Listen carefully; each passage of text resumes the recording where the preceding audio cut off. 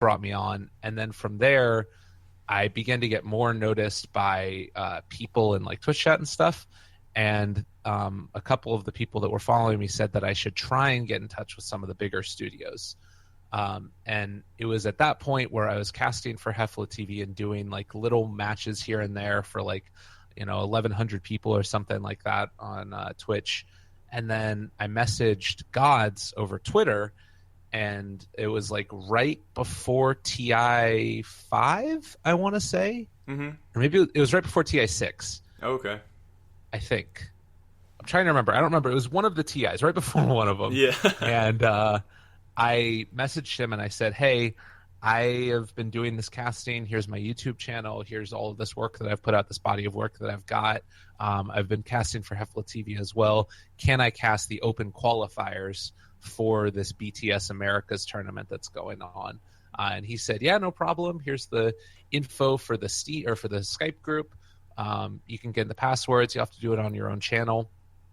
And so I did it on my own channel for probably like maybe 100 people, which was the biggest group that I've ever gotten before then. Yeah. And I guess that he was tuning in at that point and asked me if I'd like to come on and cast on the main BTS channel. And that was the point where I was like, hell yeah, it's awesome. So I copped on for like about a week or two later, and it was a match of Complexity versus like Archon or something back at that time. And I left the overlay on for like 5 minutes, and all of Twitch chat was like yelling at me and pissed off. And I remember it was after TI5, that's what it was, and it was right before the Frankfurt Major, because immediately following that game, he then messaged me and asked if I'd like to come down and do the coverage for the Frankfurt Major qualifiers. So it was like immediately after my very first game ever casting for them, and I fucked up the overlay, and they still wanted me down for that. So it's just like it was.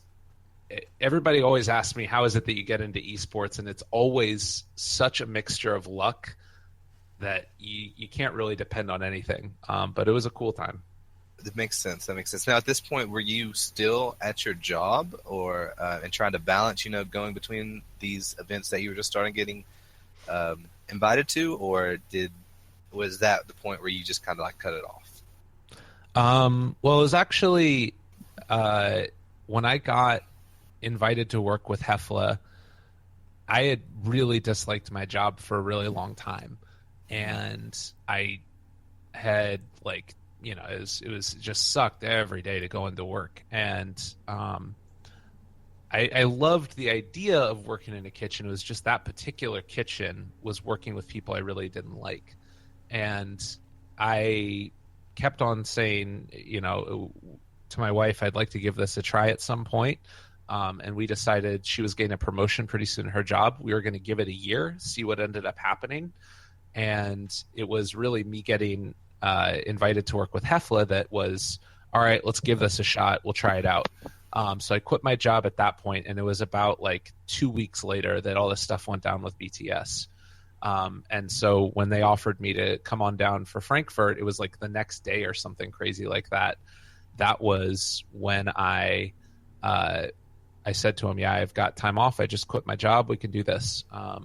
But it was on the day that I got married that we actually, I gave my resignation to my work. So it was like a couple weeks after that I started doing it full time.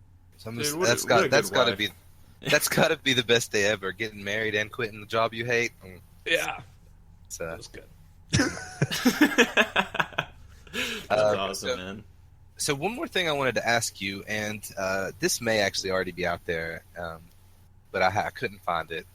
But is there any story behind the name Lyrical, or is it just something that you thought sounded cool? Or yeah. Do you guys ever watch the show Psych? Yeah, I've seen it a few times. Yeah, I've seen it. I haven't been like a habitual watcher.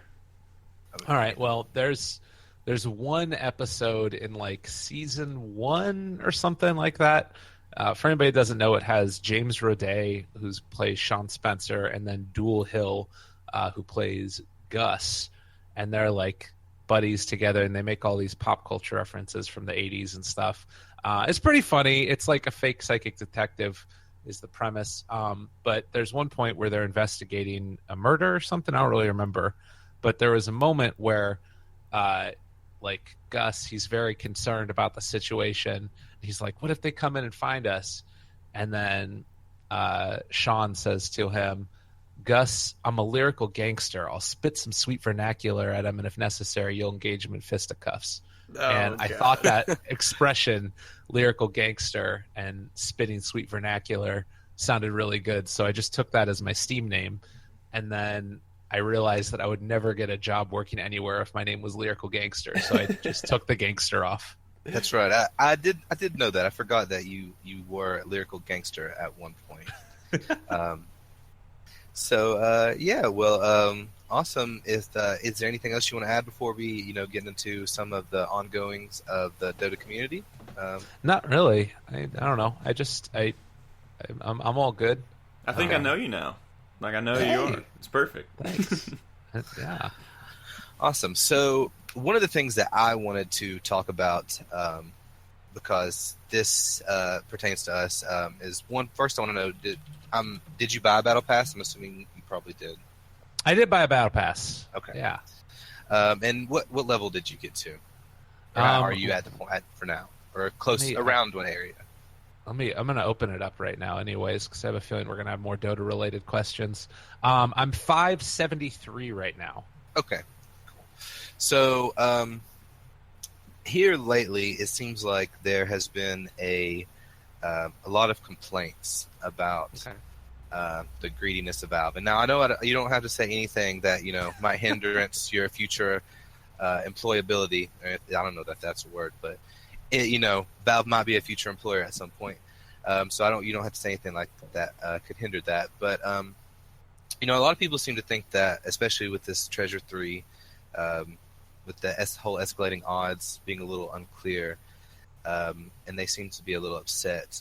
Now, I personally think that the Battle Pass is actually a better value than it was last year. It seems like I got more out of it for less money, but it seems the people that are complaining the most are the people that have over a level 1000 Battle Pass, that have spent hundreds of dollars on it. Do you have any thoughts on that? Do you think that the Battle Pass was a little bit greedy this year, or you think it's fine where it's at, or do you think there needs to be some changes maybe within next season or next TIAC Battle Pass?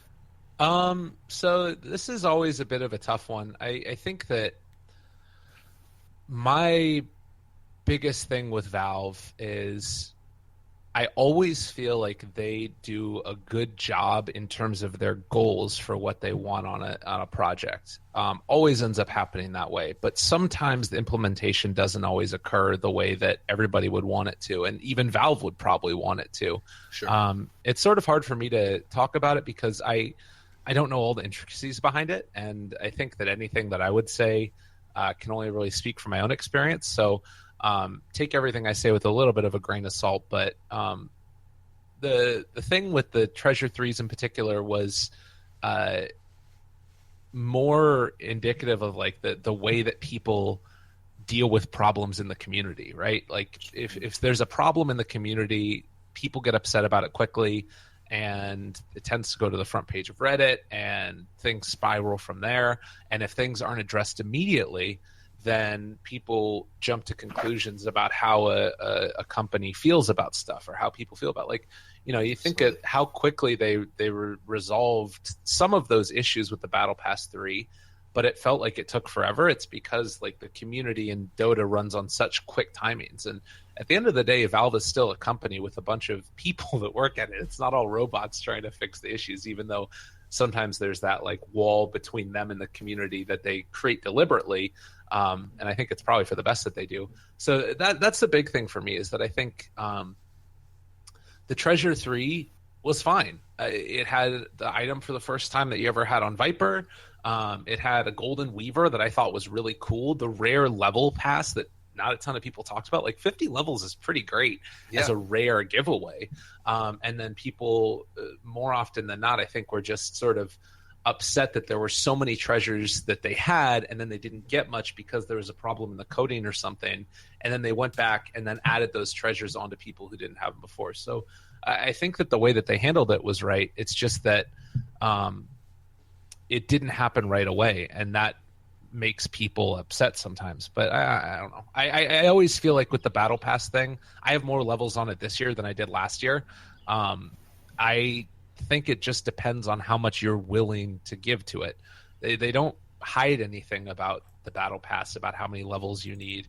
I think that it's really just that there's some things that are better that are at higher level costs. And I think that this Battle Pass is definitely better than it was last year. Like the voice lines in particular it's great. are awesome. I don't know. That's my thought on it. Yeah, I was actually talking to Sol about this earlier, and it's like, it seems like, I'm getting more for my money this year, but at the same time, I also spent more money on it this year, so I don't know if that's, some crazy Jedi mind tricks that Valve is doing with their marketing or what. Right. I've never gotten close to as high a level as I have this year. I've never spent close to the amount of the money that I've spent on this one. And again, I think they are Jedis. I think the Jedi mind tricks are real, and they're definitely doing it. Well, it's to me, it's really that speaks to how good of a product it is.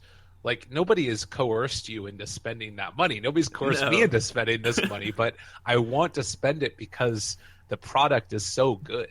And that's, I mean, you look at these people. I'm looking on my friends list right now.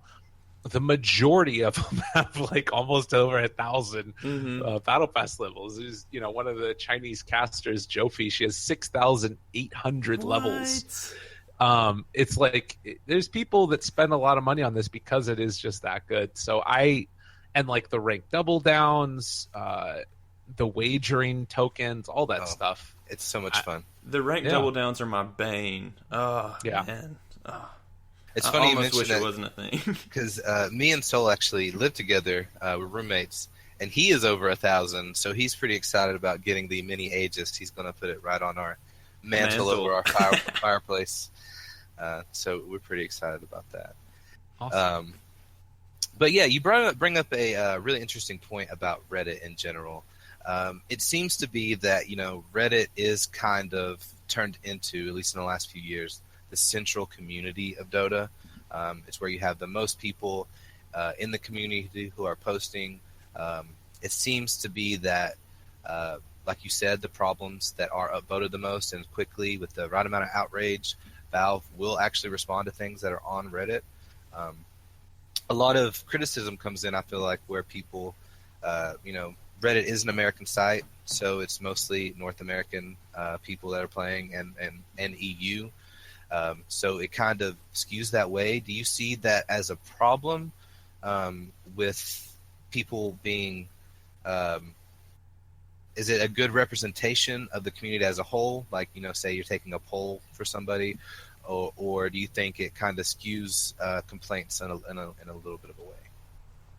I don't think that any group or community is going to be a great representation of the community as a whole, except for the community as a whole. I mean, I again have that background in econ and math. So I have a decent amount of work with stats, and you can take like random polls of people, but where is it that you're really going to find that? Reddit's really the best thing that you got.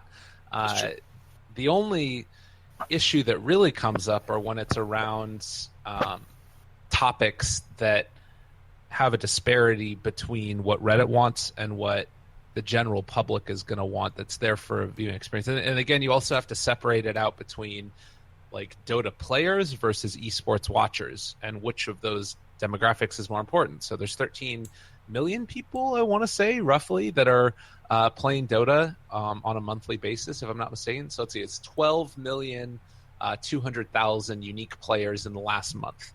And that's what I'm looking at right now on the side of Dota. So those 12 million people are not all going to be watching a cast of a Dota 2 game. It's just not going to happen. But you get a decent amount of them. So I think that at like DAC, there was upwards of like 4 million people watching, with a lot of that coming from China. Dude. So or maybe 3 million. I'm not exactly sure how many it is. So that's like about a quarter of the community. So about a quarter of the community is watching a big esport event. And then you break that down